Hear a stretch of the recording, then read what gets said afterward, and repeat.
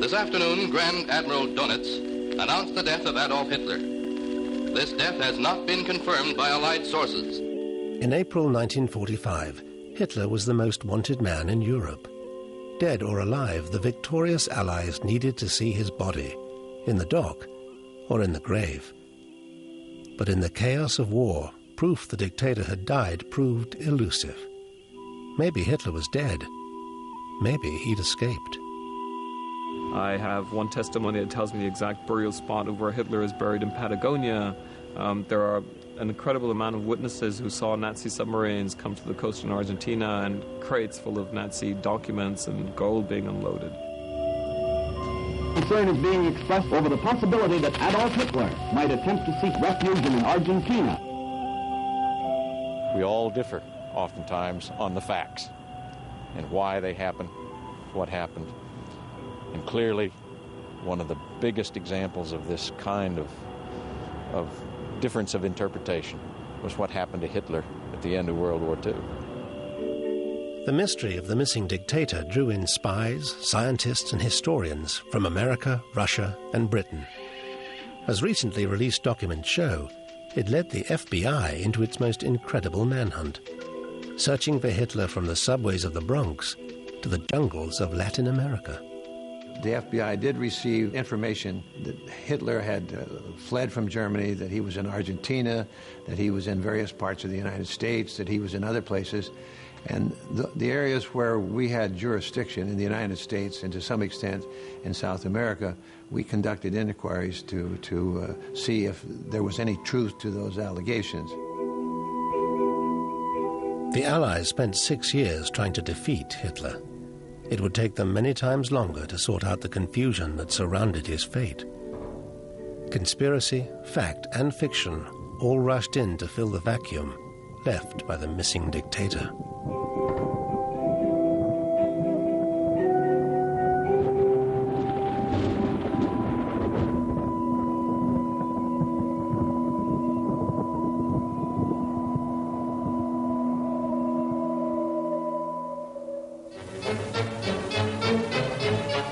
Extracts from captured German newsreels. This is said to be the room in which the alleged attempt on Hitler's life was made. Hitler was no stranger to cheating death. In 1944, German officers tried to blow him up at the Wolf's Lair headquarters. 4 men standing near were killed. A nice, easy explanation for gullible people. Fearing further attacks, Hitler sowed confusion about his whereabouts. Even in 1944, people weren't sure if he really was dead or alive. As to where they got hurt, there's no evidence. Anyway, the Führer, looking rather more round-shouldered than usual, goes from bed to bed, commiserating with the casualties.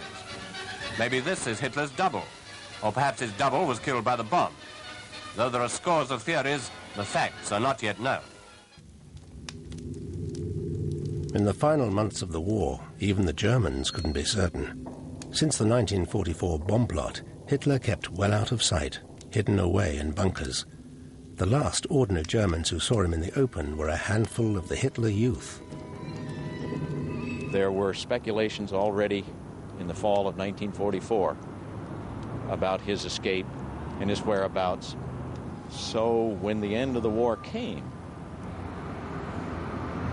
this was a story that had already long been prepared. Many of Hitler's most senior supporters did try to escape. Himmler was captured dressed as a private soldier. Heinrich Müller, head of the Gestapo, was never captured.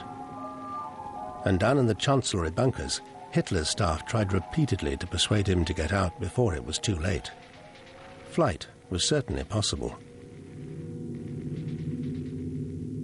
Up till the 22nd of April, when the net closed, they could get out by air. Big aeroplanes could take off on the 22nd, and a whole convoy of them went off from Berlin to Berchtesgaden on the 22nd, carrying quite a large number of people out, all those who opted to get out. The Russians couldn't be everywhere. During the final weeks of the war, this was the easiest route out of Berlin. The main east-west avenue was used by the Nazis as a runway right up until the last moment when Berlin fell. The Nazis even had captured British planes at hand to try and make their escape without being shot down. The man who was the switchboard operator in Hitler's bunker claims that this was the plan, in place and ready to spirit Hitler from under the noses of the Allies. 2 Flugzeuge nördlich von Berlin, das war die Ju-390, die konnte 18.000 Kilometer fliegen, ohne zu tanken. Und eine Blum und Voss, die konnte den gleichen Radius erreichen. Der Hitler hätte wegfliegen können. The possibility of losing Hitler gave the advancing Soviets added urgency. On April the 22nd, the first Soviet armies reached the outskirts of Berlin, still fiercely defended. They desperately hoped that Hitler was still in the city. Stalin organized special teams in SMERSH. SMERSH was the military counterintelligence service during the war.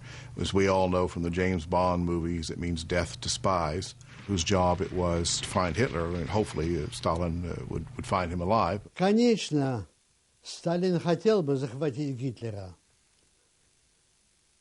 и он предполагал его предать суду. But capture was the one thing Hitler was determined to avoid at any cost. The reality of what lay in store for fallen dictators was not what he had in mind. Just before the end came the news of what had happened to Mussolini, how he had been shot and strung up upside down in a garage in Milan. He didn't want that to happen to him. As Stalin's SMERSH teams advanced to the center of Berlin, they questioned prisoners, checked corpses. Where was Hitler?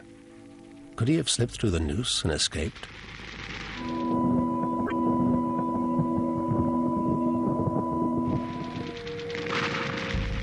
The first news of Hitler's fate did nothing to dispel the confusion. On May the 1st, Soviet commander Zhukov received a message from Hitler's bunker claiming that Hitler had committed suicide on April the 30th. Just a few hours later came a radio broadcast that told a different story. Deutsche Männer und Frauen, Soldaten der deutschen Wehrmacht. Unser Führer Adolf Hitler ist gefallen. In tiefster Trauer. German radio claimed that Hitler had died fighting at the head of his troops. This wasn't what the Soviets had been told at all. They thought Hitler had died a day earlier by his own hand. In the confusion of Allied victory, doubt about the fate of the fallen dictator filled the airwaves. The Berlin announcement that Hitler is dead has left this part of Germany speechless and resigned. There is no further confirmation, of course, as to the authenticity of this report. We bring you now Seymour Corman from Munich. There is some caution about accepting the German announcement as fact. It might be a trick.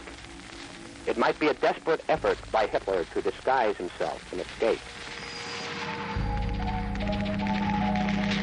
The mere possibility that Hitler had escaped struck at the heart of Allied fears and paranoia about the Nazis. If Hitler cheated the hangman, how could justice ever really be done? If the dictator of the German Reich survived, how could anyone be sure the evil he brought was dead?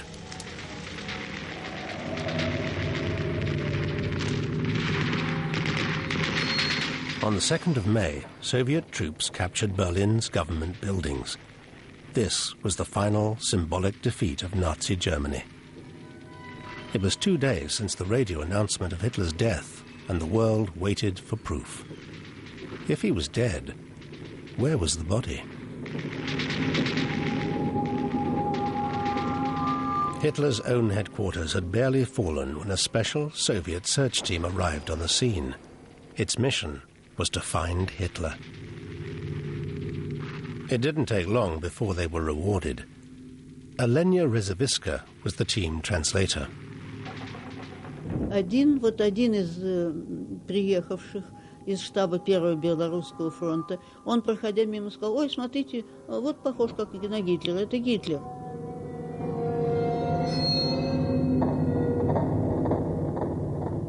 Here was proof that Hitler had died after all. At last, there was a body. The Soviets called in some captured Nazis to confirm that this Hitler was the Hitler. Так немножко с усиками, немножко, знаете, такая челочка. И немцы, ну, целых много немцев сказали, что нет, нет, нет, каждому. А один сказал: ну, похож все-таки. Finding dead dictators was turning out to be an inexact science.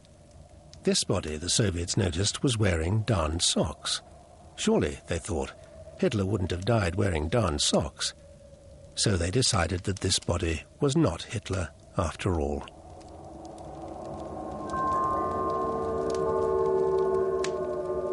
There were 15 corpses in the Chancellery garden, amongst them that of Joseph Goebbels. Goebbels and his wife had murdered their children, then killed themselves. It was as they were investigating the end of the Goebbels that the Soviets stumbled on a second possible Hitler. Он их привел вот к бункеру, значит, Гитлера, где лежал, ну, в свое уже не было тут Геббельса, он им показал вот здесь. А в это время один из вот этих солдат обратил внимание на воронку. Воронка такая присыпанная, видно, что вот ну, немножко землей сверху, ну, в общем, засыпано там чем угодно. Он вступил в эту воронку, и под ним, так сказать, это дело, ну, как бы, ну, так несколько провалилось, и показалось кусок одеяла, видимо, что-то еще, нога или что-то еще показалось человеческое, черное, обгорелое. Ну, они, значит, конечно, это раскопали, и два трупа, мужчины и женщины, но неузнаваемые на лицо. If the bodies could be identified, then worries about Hitler's escape might be laid to rest.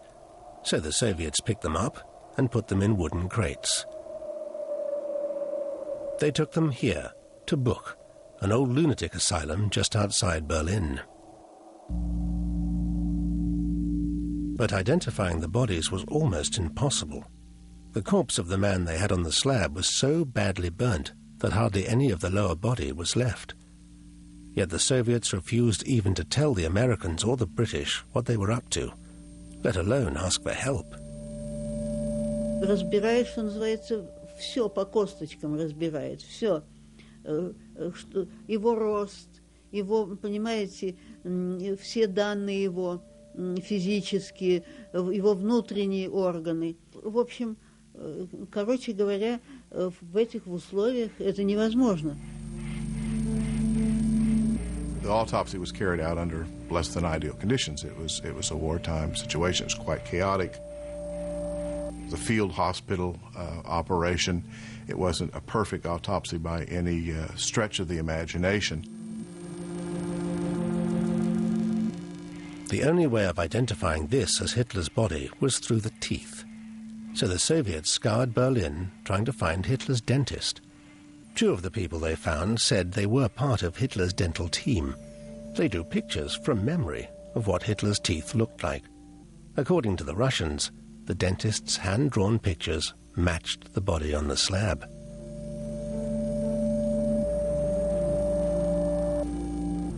But Stalin held back the findings of the autopsy, and at a time of increasing international tension, he made a staggering claim. Stalin told President Truman at the Potsdam Conference in late July and early August of 1945 that Hitler was alive in Argentina. He used it as a stick to beat the West with after the war, but it also, he evidently, at some level, actually believed that Hitler had survived the war. Stalin had reasons to doubt the Soviet autopsy. Everything hinged on the evidence of the teeth. No X-rays were available which might prove without doubt that this was Hitler's body. Stalin was also suspicious and paranoid to the bottom of his heart. On something as important as the fate of Hitler, he had no problem discounting the conclusions of a handful of surgeons. Сталин превратил это в тайну. Это стало государственной тайной, за которую можно было получить от 7 до 15 лет тюрьмы за разглашение. То есть это попало в разряд государственных тайн. Thanks to Stalin, the identity of this body was clouded with doubt. Stalin's deputy, Marshal Zhukov, had announced that Hitler was dead. Now, he'd changed his mind. Zhukov gave a second press conference, and he completely withdrew the substance of his first. He said that there was no evidence that Hitler was dead, that he could easily have escaped, that the runway was open, that he was probably in Spain or in Argentina.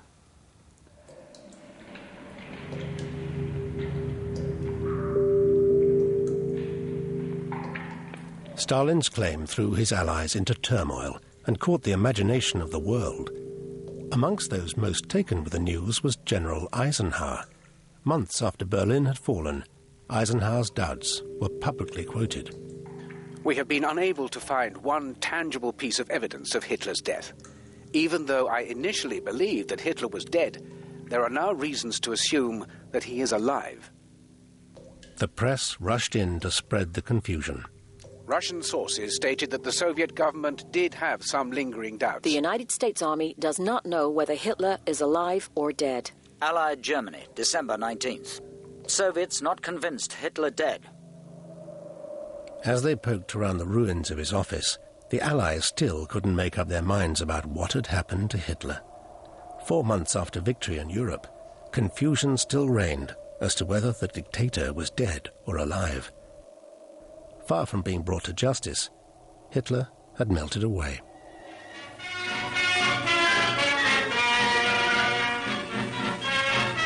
The entrance to Hitler's air raid shelter. It was just outside that the bodies of Hitler and Eva Braun are said to have been destroyed. At any rate, that's one story, but we can all form our own opinion as to whether these are relics of the event or not. The Germans said petrol was poured over their bodies and they were burnt. It might be true, it might not. In the summer of 1945, the Soviets made yet another shattering claim, that the British were secretly holding Hitler alive. To counter this, British military intelligence sent out a young army major, Hugh Trevor Roper, to tie up the loose ends. The Russians accused the British of harbouring Hitler and Eva Braun in their zone, alive, for some nefarious but unstated purpose in the future. And at this point, my superior officer, who's called Dick White, decided enough is enough. It's perfectly ridiculous that the facts have not been established. He charged me with this mission. But starting over a month after the first reports of Hitler's death, Trevor Roper's mission was fraught with difficulties. The bunker had already been ransacked by the Russians, and what evidence remained was rotting in the dark, damp interior. It was an extraordinary experience to go down into that deep bunker and find this buried headquarters were dark because the electricity had gone. It was flooded over one's ankles in water. Tying up Hitler's loose ends was proving a lot harder than the British had hoped. And Trevor Roper's task was hardly helped by the fact that neither the Soviets, nor the Americans, nor the British shared information or evidence. Most important of all, the Soviets had imprisoned nearly all of the key witnesses who were in the bunker at the time of Hitler's alleged escape.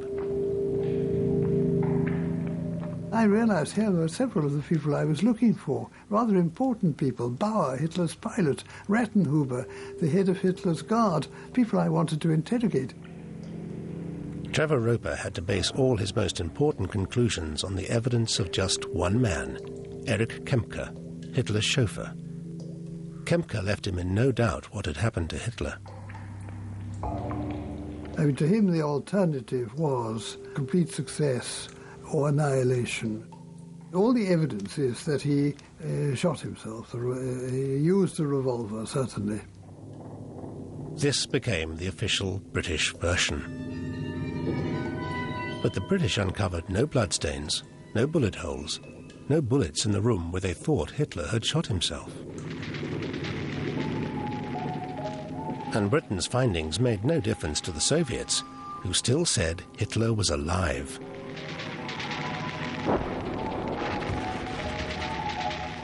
Depending on whom you listen to, he had shot himself, taken poison, died at the head of his troops, or even escaped. In this climate of doubt, the lack of evidence for Hitler's death would have a strange psychological effect on the world. Across the Atlantic, the Americans were on the verge of their own extraordinary investigation into the missing dictator.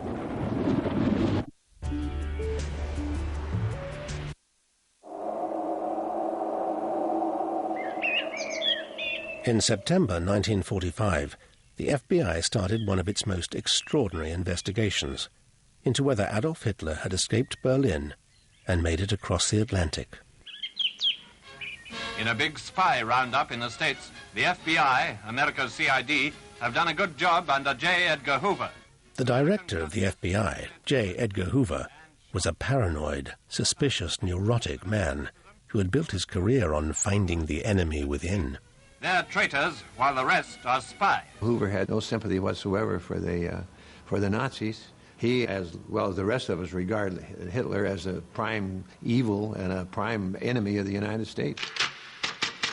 These FBI documents, only recently released, point to the hysteria and worry that spread from Berlin across the Atlantic within a matter of days.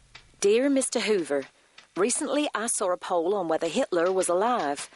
I am one of many others that thinks that Hitler is still alive and possibly here in the good country we are so fortunate as to live in. Polls at the time showed that a majority of people actually believed that Hitler had survived the war and was still alive, and this led to a lot of Hitler sightings.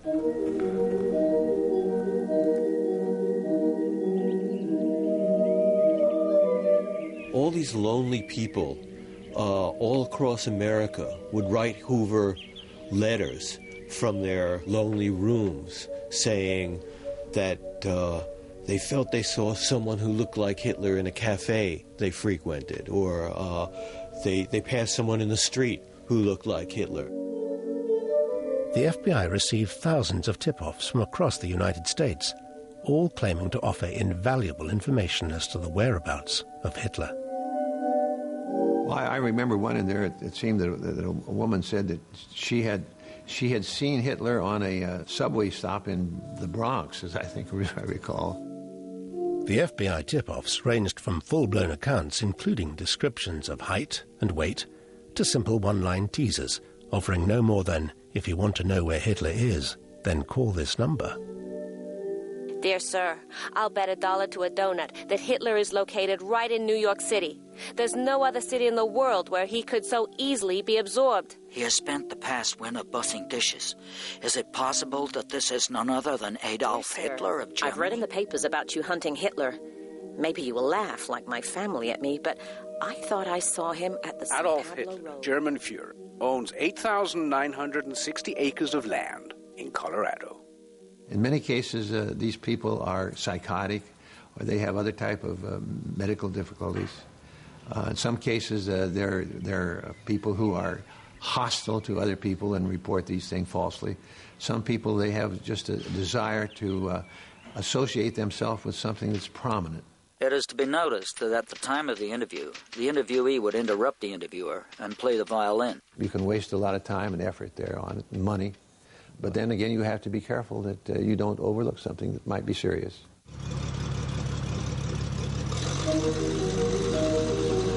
At the height of the Hitler hysteria, every bureau across the United States received sightings of Hitler somewhere in America. With the mystery still mushrooming out from Berlin, the FBI investigations grew to 1,000 agents working on these reports at any one time. They generated over 1,200 separate FBI documents and reports on Hitler's escape.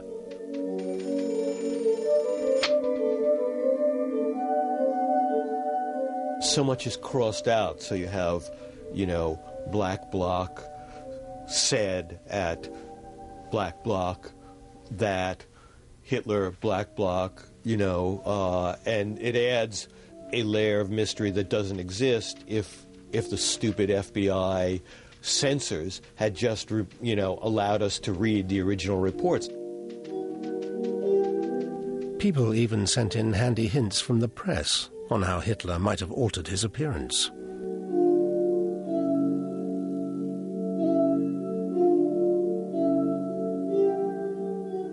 The most enthusiastic Hitler hunter of them all was the Police Gazette. Few news counters and barbershops failed to provide their customers with this sensational sheet, in which hardly a week passed without the latest scoop on where Hitler had been sighted. All these reports had to be noted by the FBI as well. Usually the articles didn't have any specifics. They just gave a statement that it was quite possible that Hitler might be somewhere.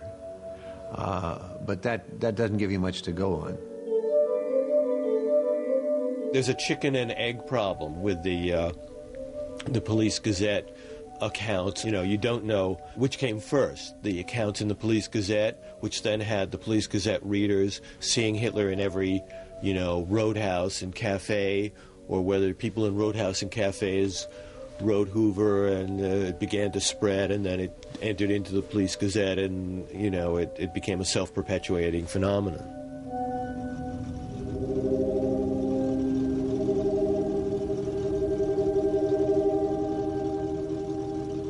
While the FBI chased phantoms in the United States, the Soviet Union sat on any evidence that might settle Hitler's fate one way or the other. There was one bit of evidence that could have sewn things up once and for all, the body that was found in Berlin. But the Soviets never looked at it again after the first autopsy of 1945. In fact, Hitler's remains, if they were Hitler's remains, were treated by the Russians with staggering neglect.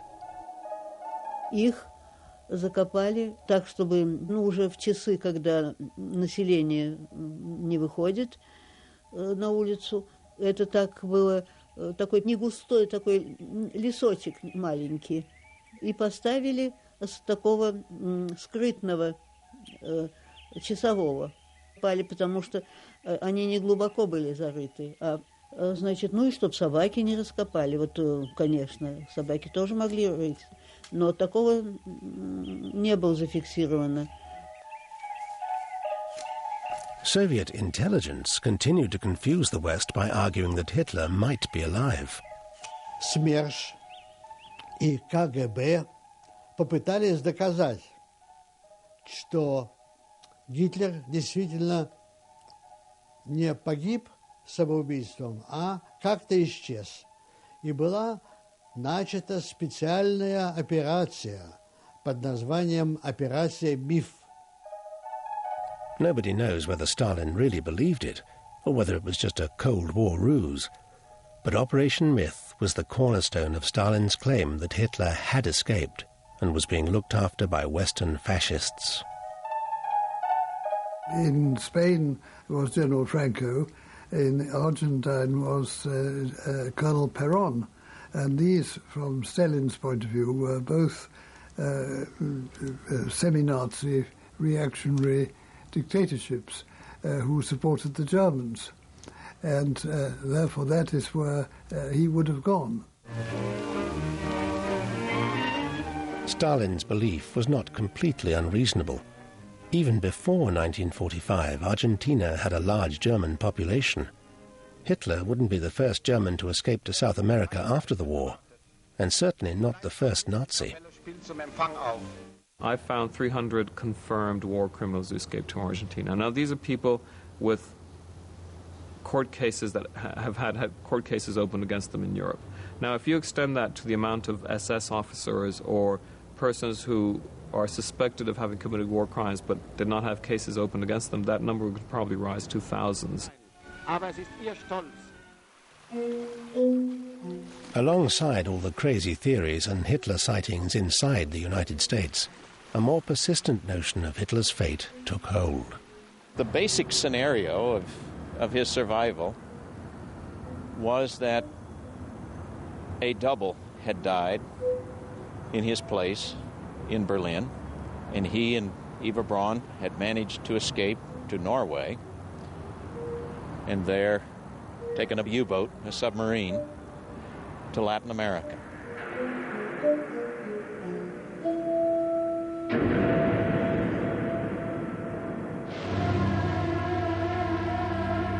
This scenario took the FBI into one of its most remarkable inquiries.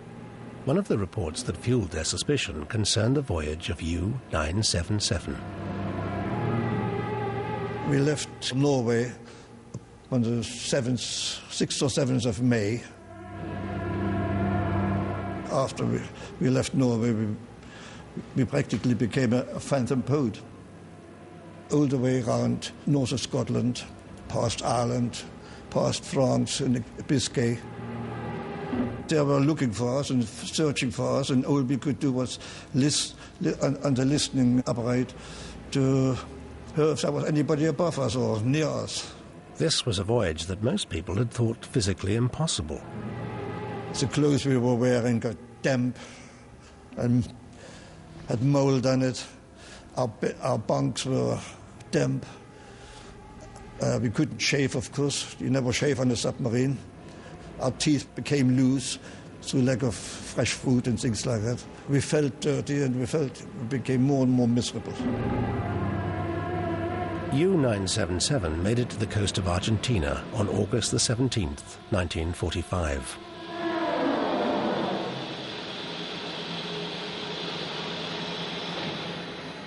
The crew was immediately taken prisoner and accused of hiding Hitler on board. Those U-boats came and surrendered to Argentina. The press reports there indicated that somebody in either Montevideo or in Argentina suggested that Hitler had been on those boats. And I think that caused a number of people to say, well, we have to look into that possibility. More reports of U-boat landings came into the FBI over the next couple of weeks.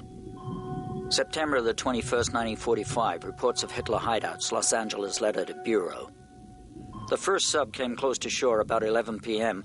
after it had been signaled safe to land, and a doctor and several men disembarked, and Hitler and 2 women. Another doctor and 7 more men said Hitler had suffered from asthma and ulcers, had shaved off his mustache, and had a long butt on his upper lip.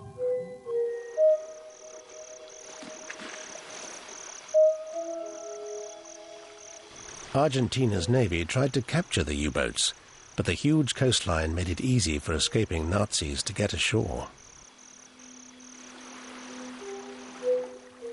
Llegaban hasta acá, hasta una estancia perdida en la inmensidad y la desolación de la Patagonia. Llegar hasta ahí, bajar lo que se pudiera bajar, la gente, las cosas que trajeran, lo que pudieran utilizar del submarino. Digamos, eran zonas no patrulladas, zonas donde las estancias daban al mar. Ahora, en aquel momento, eso eran estancias alemanas.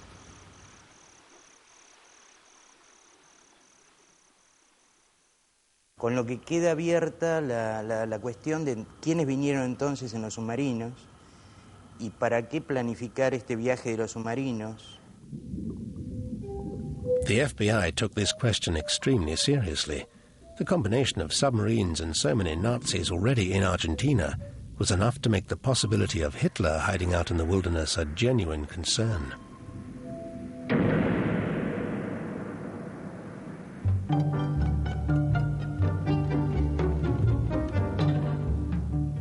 To investigate the matter further, the FBI set up an operation behind the walls of the American Embassy in Buenos Aires. I guess there are other places in the world where you could go, and it would depend upon how he escaped and where would be a logical place for concealment. But I'd say Argentina would not be a bad place to live. I can vouch for that.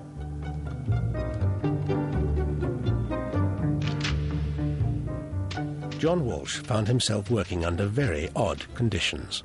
The FBI's power of interrogation was restricted. Their agents had to operate covertly.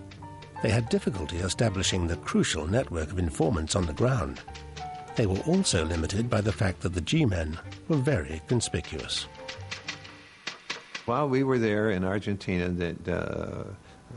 those of us who were in the embassy, in the consulate, we did come under surveillance by the local police.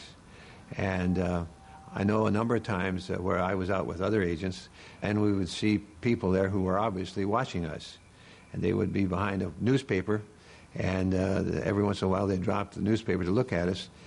And I recall the person who was with me said, well, you know, they look just like us, but they all have mustaches.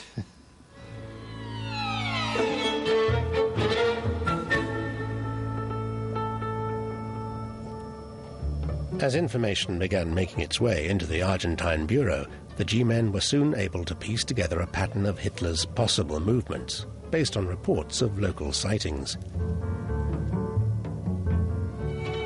Information from outside Argentina was relayed from Washington to Buenos Aires by the FBI radiogram system.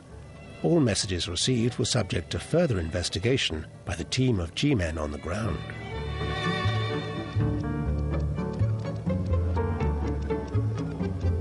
Discovered 2 sets of footprints leading in one direction only from high water mark, then across mudflats to shore proper near San Julian. At point where footprints ended, tire marks found, indicating car had turned at right angles to shore. Inquiries continuing. The Bureau had received reports linking Adolf Hitler to the Eden Hotel in La Falda, Argentina. Nestled in the splendor of the foothills of the Andes, the Eden Hotel was the centerpiece of a long-established, wealthy German community. Sí, era algo hermoso. Hoy a uno le da pena de verlo como está, ¿no? Esto era un hotel internacional, era un hotel que tenía todo lo que el pasajero necesita. De confort, la atención, orquesta a las 12 y a la noche. Y bueno, venían grandes, la aristocracia de Córdoba, de Buenos Aires, donde estaba toda la fiesta. Y duraba el baile hasta las 4, las 5 de la mañana. Since the 1930s, the Eden had been a paradise for its predominantly German clientele. The hotel was owned by Ida Eichhorn, a wealthy German socialite, whose connections in Germany reached the highest echelons of power. Sé que ella viajaba continuamente a Europa. Bueno, según se decía por trabajo para buscar pasajeros, porque acá venía la crema de Europa, venía aquí.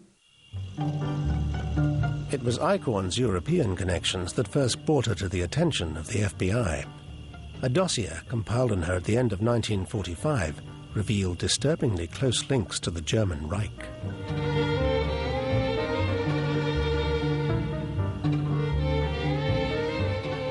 Even before the Nazis came into power, she placed immediately by cable her entire bank account, amounting to 30,000 marks, at Goebbels' disposal. Most compelling of all, the FBI discovered from European sources that she had over the years become one of Hitler's closest friends and confidants.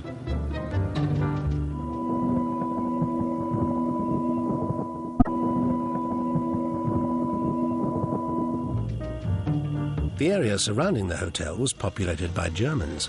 Amongst them were believed to be a number of Nazi sympathizers. The trouble was, it was difficult for the G-men to go to La Falda in person. without blowing their cover. We personally did not do surveillance work there. We would have sources that were outside the embassy that would do that.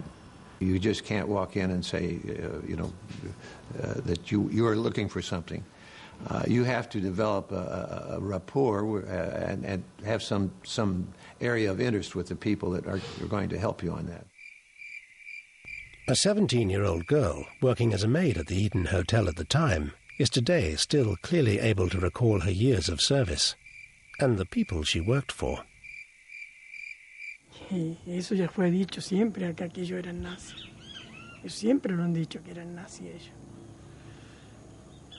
Hasta el final que ellos murieron todavía le decían que eran nazis.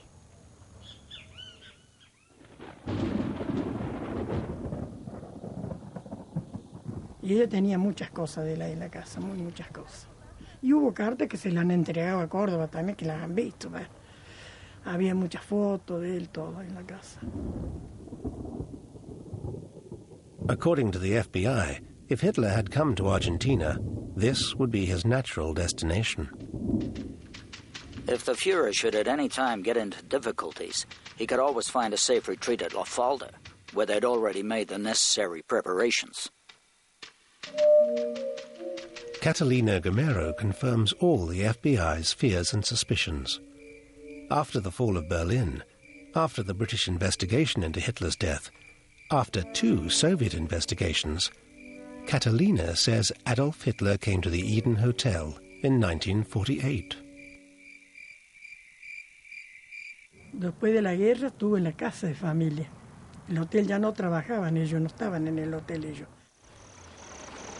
There is no doubt in Catalina's mind that she remembers Hitler's visit. Bueno, yo lo que recuerdo de él llegó una noche, se ve que el chofer lo trajo, yo no, estaba en el 3er piso. Catalina even recalls what Hitler ate. Tuvimos orden de llevarle el desayuno, pero dejarlo en la puerta, golpear la puerta y dejar la puerta en la bandeja. Comía bien porque lo que le poníamos venía vacía la bandeja. Bueno, ahí la mayoría de la comida siempre han sido todas alemanas. Lo que más se servía esos días era, suponer, los soufflés de queso, los kartoffelpuffer, como le decían ellos, con el puré de manzana, todas comidas más bien alemanas.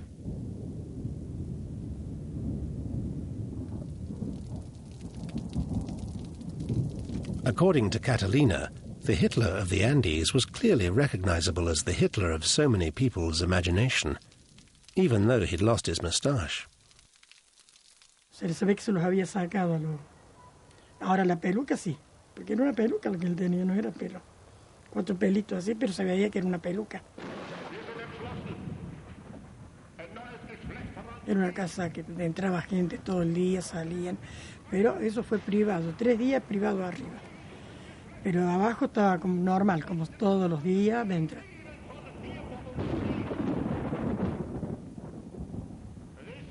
Eso no, fue como si no habría pasado nada. Fue una cosa muy, muy secreta, ¿vio? Muy, muy... Pero como ahora han pasado tantos años, a mí me importa un pepino. Y si no lo quieren creer, que no lo crean, y chao. ¿Qué quiere que le diga yo? Yo digo lo que vi nada más.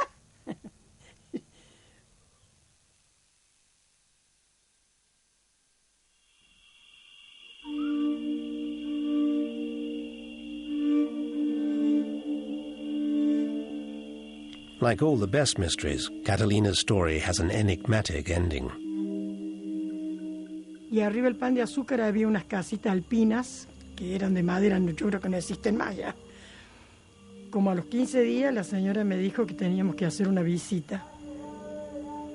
Y fuimos nosotros con comida, todo de acá, y estaba él ahí. Según lo poco que se hablaba por teléfono, él estaba en La Rioja. Y después desapareció de acá.